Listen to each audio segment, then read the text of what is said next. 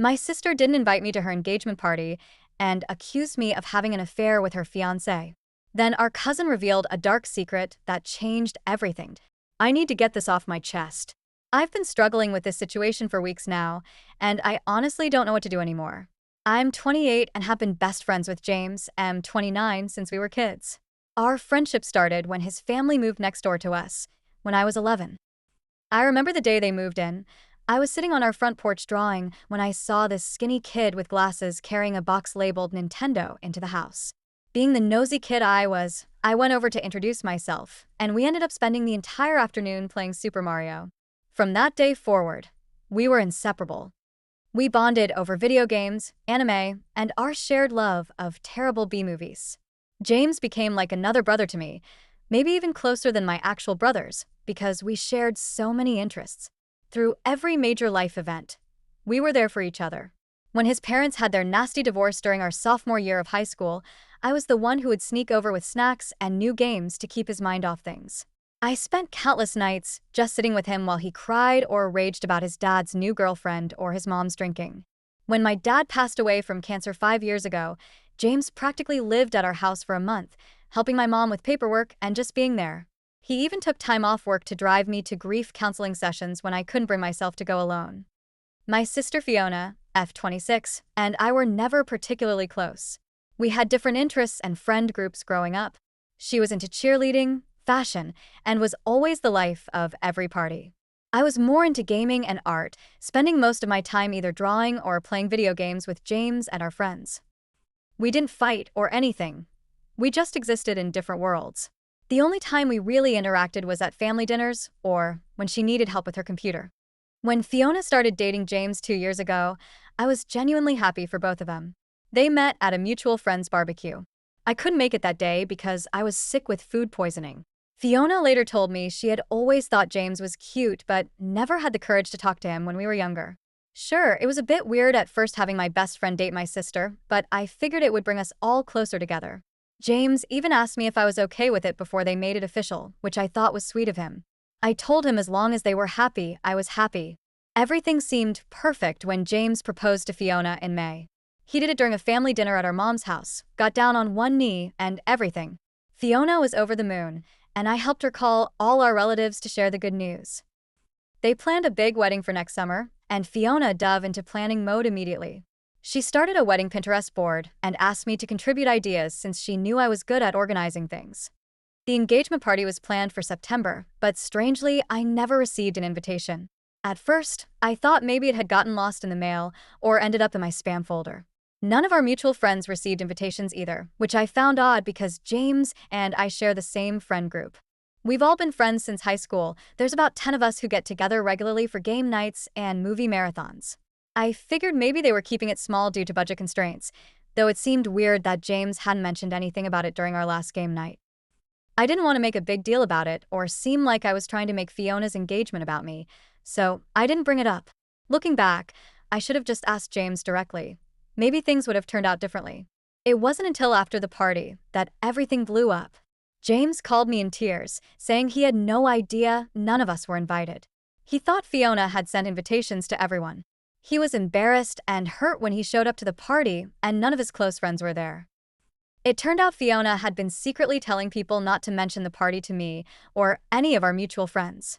She had given verbal invitations to her friends and family members, specifically asking them to keep it quiet. When James confronted her about it, she completely lost it.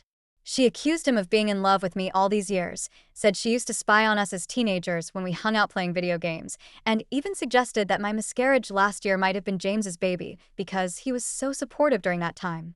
The suggestion made me sick to my stomach. I lost my baby at 12 weeks, and it was devastating. James was supportive because that's who he is. He brought food, helped with housework, and let me cry on his shoulder. His girlfriend at the time, my sister, was also incredibly supportive, which makes her current accusations even more hurtful. My husband, Mark, am 30, and James get along great. They go fishing together and play in the same fantasy football league. Mark has never once felt threatened by my friendship with James because there has never been anything romantic between us, ever. The thought of it makes both of us laugh because it would be like dating my brother. Fiona gave James an ultimatum. Either cut me out of his life completely or end their engagement. She said she couldn't marry someone who was in love with her sister. James chose to end it. He told her he couldn't be with someone who didn't trust him and tried to control his friendships. Now my entire family is imploding. My mom keeps calling me a homewrecker and even told Mark that James and I have been having an affair for years.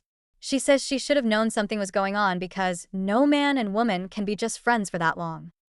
Mark thinks this whole situation is ridiculous and told my mom to stop watching so many soap operas. My older brothers, Tom, M32, and Mike, M30, are staying out of it, saying it's between Fiona and me, though I can tell they think Fiona is being unreasonable. I've tried reaching out to Fiona multiple times. I've left voicemails, sent texts, and even wrote her a letter explaining that I never had any romantic feelings for James and that I value our sisterly relationship more than anything. I even offered to do couples therapy with her if it would help us work through this. She has blocked me everywhere. My mom is now telling extended family that I destroyed Fiona's chance at happiness out of jealousy because she's prettier and more successful than me. The worst part is, I can't even talk to my best friend about this because any contact between us would just make things worse. James has moved in with his brother temporarily and is giving everyone space. I miss both my sister and my best friend, but I don't know how to fix this when Fiona won't even talk to me. I feel like I'm losing my family over something that never happened. After 2 weeks of complete silence, Fiona finally agreed to meet me for coffee. Our Aunt Jane, who has always been the family peacemaker, somehow convinced Fiona that talking things out would be good for us. She told Fiona that breaking up with James was one thing, but destroying her relationship with her only sister was another matter entirely. I was hopeful that we might finally clear the air, but what happened instead was a complete disaster. I arrived at the cafe 15 minutes early, wanting to find a quiet corner where we could talk privately. When Fiona walked in, my heart sank. She wasn't alone. She had brought our cousin Emily, F27, with her, and I immediately knew this wasn't going to be the reconciliation I had hoped for. Emily has always been closer to Fiona than to me, but I never realized just how much she had been fueling this situation behind the scenes. I tried to stay positive and greeted them both with a smile. Fiona barely looked at me, but Emily had this smug look on her face as she pulled out her iPad. That's when things went from bad to worse. Emily started showing Fiona what she called her investigation results, essentially a digital stalking folder she had created about James and me over the years. She had gone through all our social media accounts, screenshotting every interaction. There were photos from birthday parties, group camping trips, and game nights where James and I were standing next to each other. Emily had even circled instances where we were looking at each other too fondly or standing too close. She had screenshots of comments we'd made on each other's posts over the years, trying to twist innocent interactions into something sinister. For example, when I commented, "Love you, dork," on his graduation photo, a phrase I've said to all my close friends. Yes, there are lots of photos of us together. We're part of the same friend group and have been friends for 17 years. Of course, there are pictures.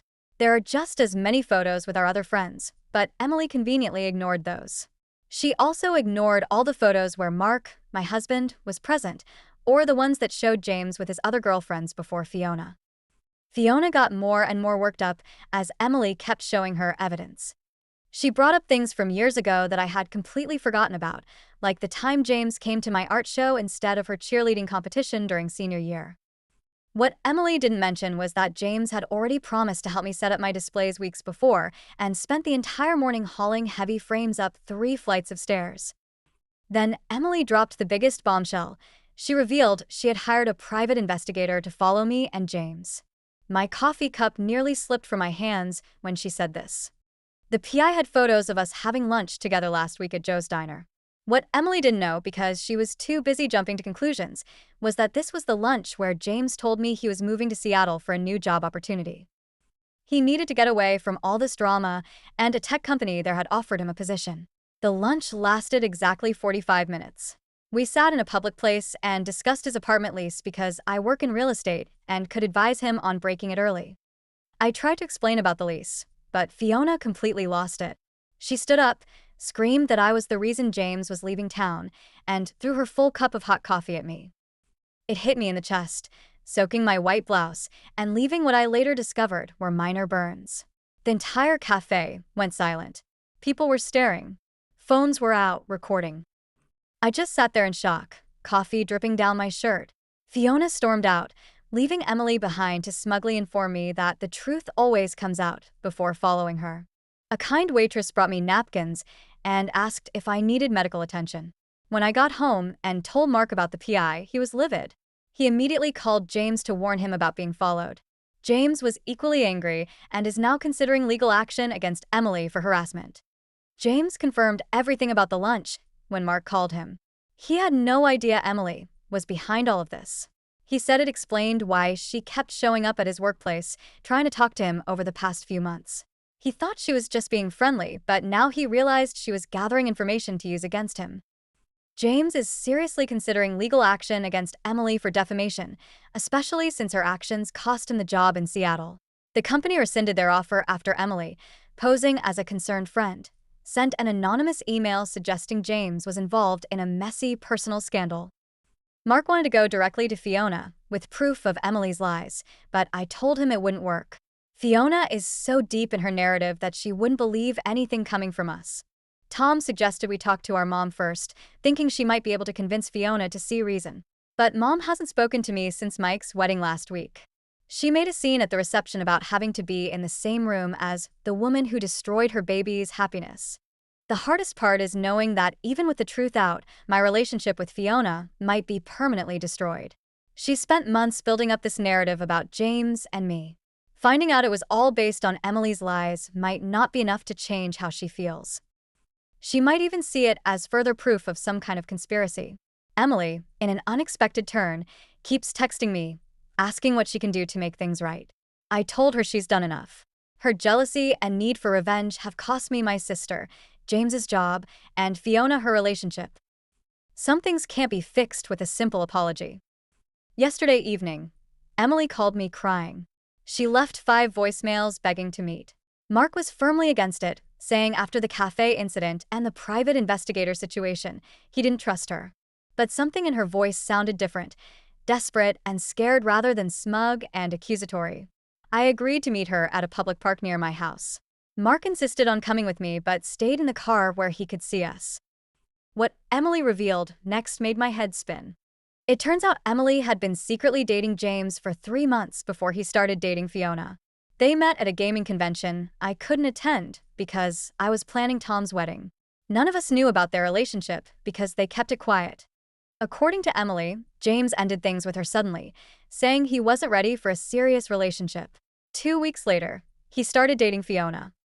Emily was humiliated and angry but didn't tell anyone because she didn't want to seem pathetic. She admitted that when Fiona started dating James, she was consumed with jealousy, not just because James had moved on so quickly, but because he seemed so much more serious about Fiona than he had ever been about her. When Fiona started suspecting something between James and me, Emily saw an opportunity for revenge against both of them. The private investigator she claimed to have hired never existed. The photos were just regular social media pictures she had cropped and edited to make them look more suspicious. She had spent months carefully curating evidence, deliberately showing Fiona only the photos and interactions that could be misinterpreted. She even made up stories about seeing James and me together at times when we weren't. What finally made her confess wasn't guilt over what she did to me or Fiona. It was because James lost his dream job in Seattle. The company rescinded their offer after Emily sent that anonymous email.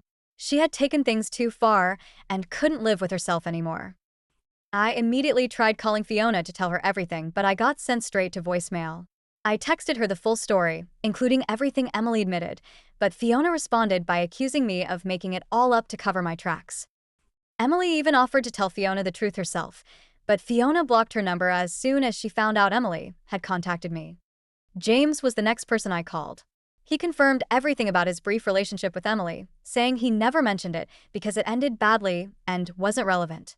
He had no idea Emily was behind all of this and said her actions explained a lot, including her sudden appearances at his workplace. James is still considering legal action against Emily, though he's worried it will create even more drama. Meanwhile, my brothers Tom and Mike are finally taking my side. Tom called me after hearing about the cafe incident and asked if I wanted to press charges against Fiona for assault.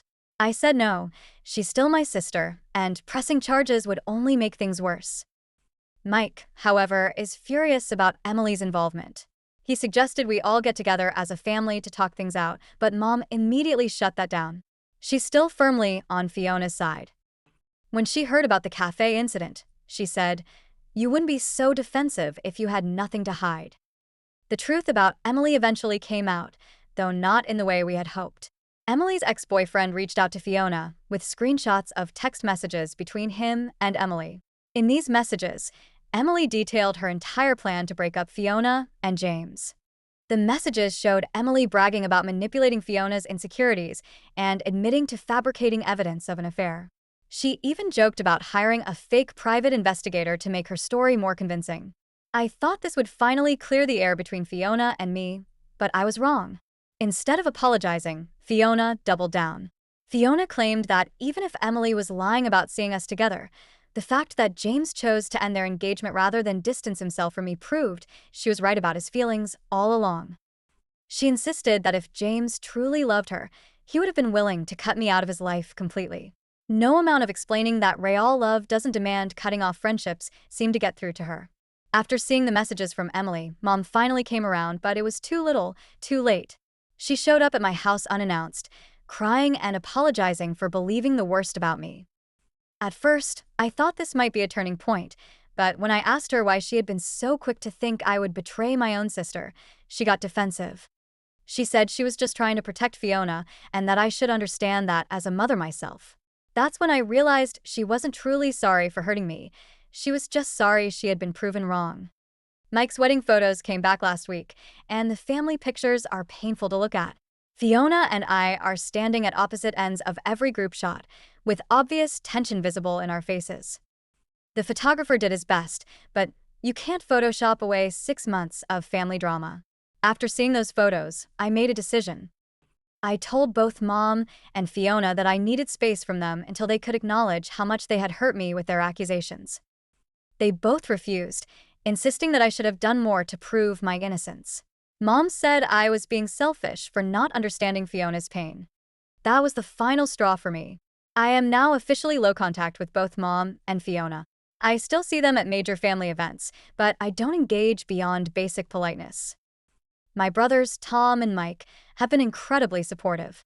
Tom even said he would have cut them off completely if he were in my position. Emily, in what feels like an ironic twist, has continued trying to apologize. She sent a long email detailing how therapy has helped her understand her actions and offering to do whatever it takes to make amends. I blocked her email address. Some bridges, once burned, can't be rebuilt. The silver lining in all of this is my husband, Mark. He has been my rock through this entire ordeal. When your family proves they don't trust you, it makes you appreciate the people who do. We're expecting our first child now, a fact I learned the same week James moved to Seattle. It feels like a sign that life goes on. Old chapters end, and new ones begin. Fiona and Mom don't know about the baby yet. Tom thinks I should tell them, but I'm not ready. I want to enjoy this pregnancy, without their drama. Maybe someday we'll repair our relationship, but for now, I'm focusing on the family members who stood by me and the new life we're creating.